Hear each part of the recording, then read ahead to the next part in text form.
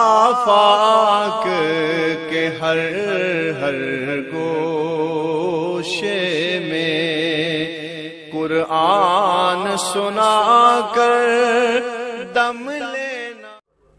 کہتے ہیں کہ ایک شیر کا بچہ بکریوں میں جا کے انہی کے ساتھ اٹھتا بیٹھتا تھا، اور جب شیر یا بھیڑیے آتے تو بکریاں بھاگتی وہ بھی بھاگ جاتی. اٹھنا بیٹھنا ہی جو بکریوں کے ساتھ تھا. ایک دن نہ شیر اسے آیا اور لے گیا. اس نے کہا ہے شیر حرکتیں بکریوں والی کرتا ہے، تو میں اس کو اس کا ذرا شیر ہونا بتا دوں. تو وہ اسے نا ندی کے کنارے لے گیا. اسے کہنے لگا بکریوں کی شکل دیکھی تو نے، اب ذرا پانی میں اپنی شکل دیکھ. تو جب اس نے پانی میں اپنا عکس اور اپنی شکل دیکھی، اس نے کہا تیری بکریوں سے ملتی؟ کہنے لگا نہیں. کہنے لگا تو نادان پھر غور کر، تو اور ہے وہ اور. بکریوں میں رہنے کی وجہ سے تیرا شیر ہونا جو ہے وہ خطرے میں چلا گیا، اور اندر کی بہادری ختم ہو گئی. یہ ہمارے جوان یہ اب بکریوں میں رہنے لگے. کیوں؟ اللہ نے مرد پیدا کیے، یہ کلین شیو کر کے لڑکیاں بن گئے.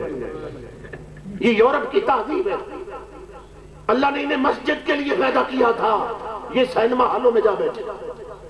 خدا نے انہیں مرد بنایا تھا، انہوں نے کانوں میں مرکیاں ڈالی. اللہ نے انہیں مردانگی عطا کی تھی، انہوں نے چہرے عورتوں جیسے بنا لیے. اللہ پاک نے انہیں مسلمان بنایا تھا، انہوں نے کافروں کا کلچر اڈاپٹ کیا. اللہ نے محمد عربی کی غلامی دی تھی، انہوں نے انگریز کی غلامی اپنا لی. اللہ نے اپنا خوف دیا تھا، یہ بش اور امریکہ سے ڈرنے لگے. ہیں شیر مگر بکریوں میں رہ کر بکریاں بنے ہوئے. قرآن پڑھو، قرآن کی آئینے میں اپنی شکل دیکھو. شاید تمہاری شیری جاگ جائے، شاید بہادری جاگ جائے، شاید گنبد خضرا کے مکی سے ٹوٹے ہوئے رابطے پھر جڑ جائیں. اور اگر جڑ گئے تو ہم میں غازی مرید حسین پھر آئے گا، ہم میں غازی علم دین شہید پھر پیدا ہوگا. پھر جرت نہیں ہوگی انہیں بھونکنے کی. دوستو ویڈیو پسند آنے کی صورت میں اسے زیادہ سے زیادہ لائک کر کے ہماری حوصلہ افزائی کریں، اور اسے فیس بک اور واٹس ایپ پر دوستوں کے ساتھ شیئر کرنے میں ہمارا ساتھ دیں.